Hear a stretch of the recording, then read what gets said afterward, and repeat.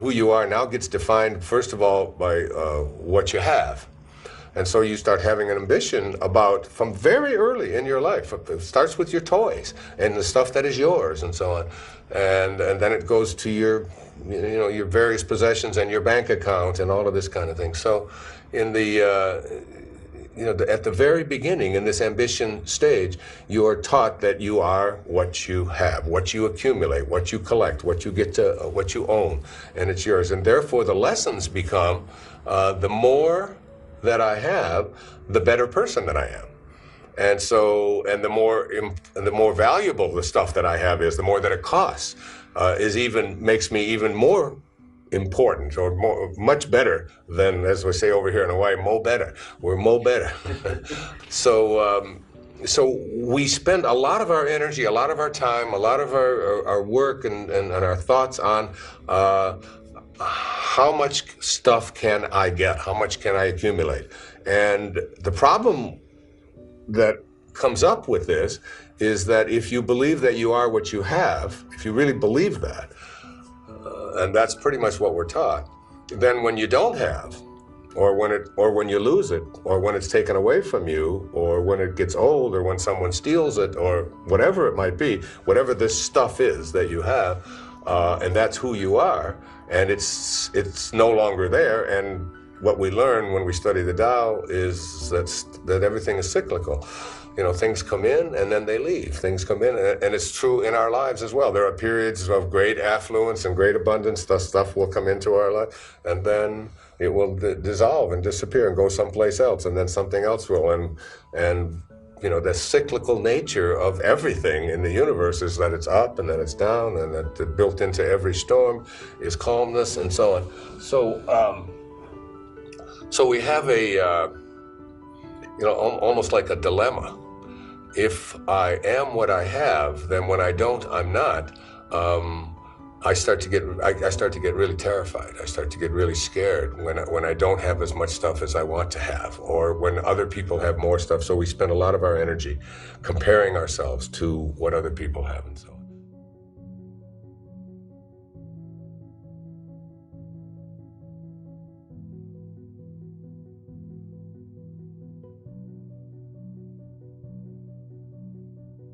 So that's the first lesson of the ego.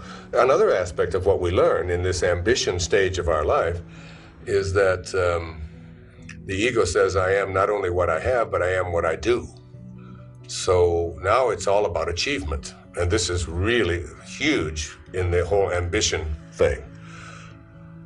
So that the more that I do, the more that I achieve, the more awards that I get, the higher that I go on in my educational pursuits, the more degrees that I have, all of these kinds of things, getting ahead of the next guy, the whole corporate ladder business, that we train young children in school, and we train them in our schools also.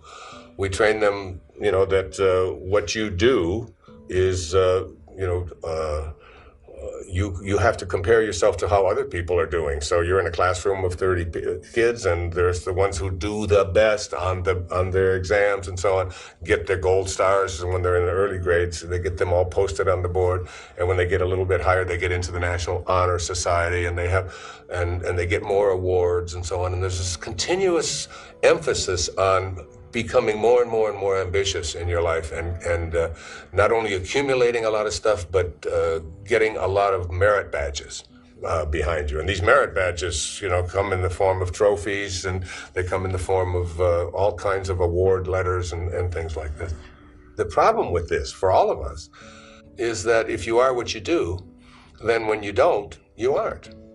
So if you now can't, let's say you have an accident and you get hurt, or you get dismissed from the job that you're in, or somebody else gets it and you don't. I mean, there's an endless number of possibilities, all of which everybody watching has experienced in their life at one time or another, that you get to do and then you don't get to do, and so on.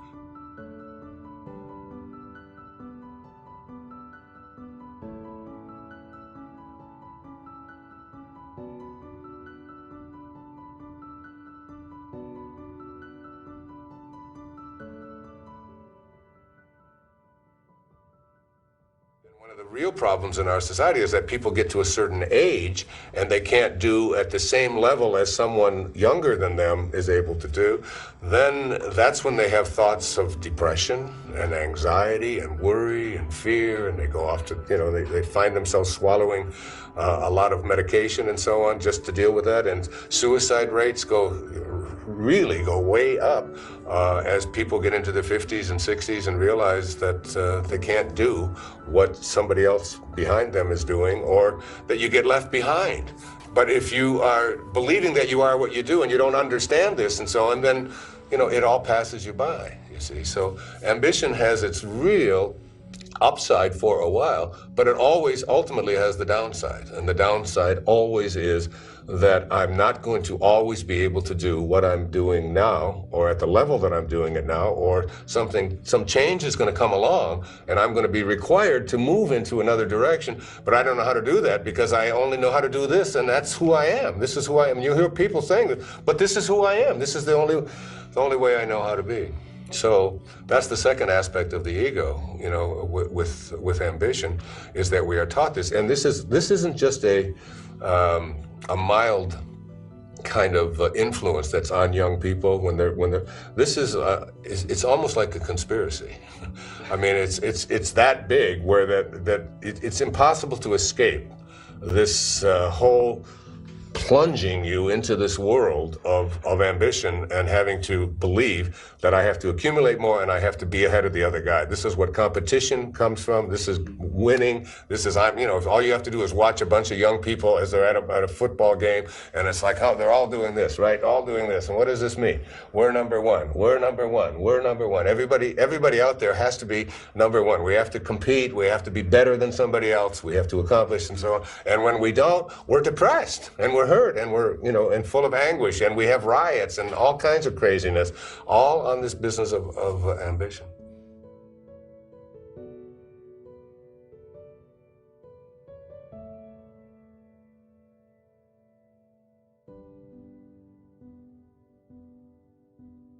Then the third aspect of ambition and taking on the ego is the belief now that not only am I what I have and what I do, but I also become what other people think of me. So my reputation becomes something really, really important. And young people, we call this peer pressure. We call this the time in a young person's life when what other people think of them is really very important. So we go around and we're taught, as young people, that it's important to get along, it's important to fit in, it's important that other people like you, it's important for you to realize that if you're not liked by your friends, you're not going to be very happy, you're not going to get the things that you want for yourself in your life. And so now we've taken this little beautiful creature who just showed up from a microscopic dot, and everything was handled for it. And it was doing nothing, it was just being done. And we've imposed three really harsh kinds of requirements on this person. Forget all of this. Forget this little bundle of perfection, that was created by God and is a piece of God, and let's set it over here and let's create a new one and make it believe that it has to accomplish, it has to accumulate, and it has to win the approval of other people. Now, what I have learned over the years is that if someone, I gave a seminar not too long ago, and someone wrote me a letter and said, the seminar did not live up to my expectations, okay?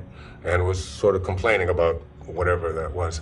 And I got thinking about that, like there were 1,000 people at the seminar, and if I have 1,000 people who come to my seminar, all with expectations, how in the world am I going to deliver a seminar and meet everybody else's expectations out there? How is it possible to do that?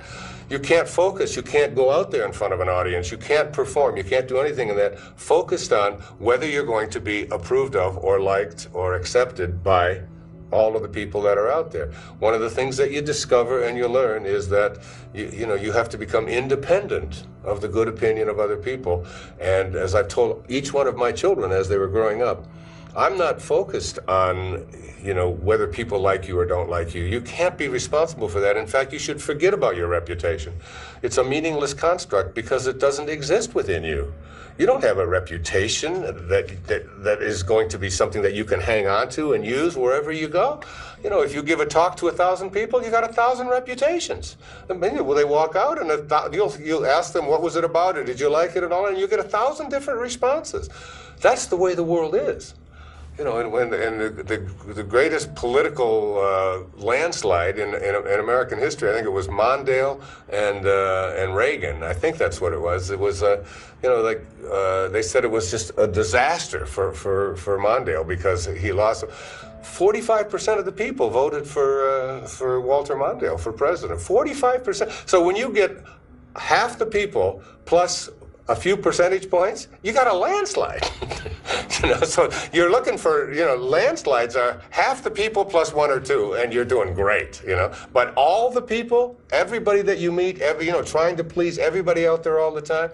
So it would seem to me that a person who is focused on who they are, rather than on what other people's expectations are, would be someone who wouldn't at all be concerned about what other people think of them, what their reputation is, and so on. So those three things are the real guts of ambition.